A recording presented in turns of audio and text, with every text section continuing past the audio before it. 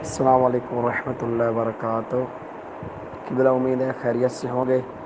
قبلہ ایک سوال تھا کہ یہ جو مشہور ہے اور سنا بھی ہے کہ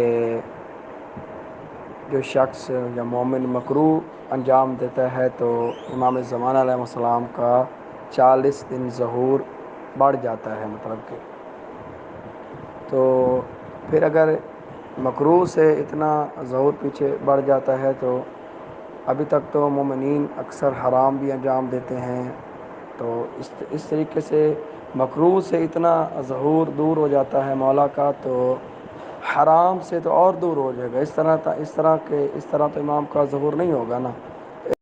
وعلیکم السلام ورحمۃ اللہ۔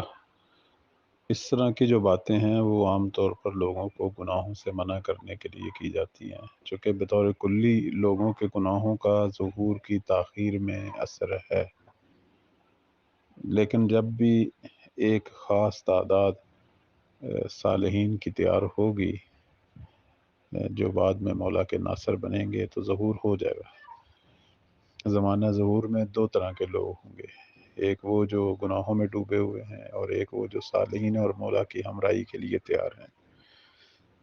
تو یہ چونکہ اکثر جو ہیں یہ مومنین اور شیعہ ہی ہیں، تو لہذا شیعوں پر ذمہ داری زیادہ ہے کہ مولا کے ظہور کے لیے تیار ہوں، تقوی اختیار کریں، گناہوں سے بچیں۔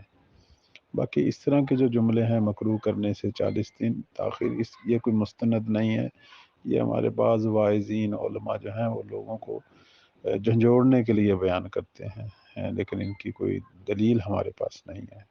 بطور کلی جو ہے گناہوں کا ترک کرنا ظہور میں تعجیل کا باعث ہے، یعنی وہ خاص تعداد جلدی تیار ہوگی۔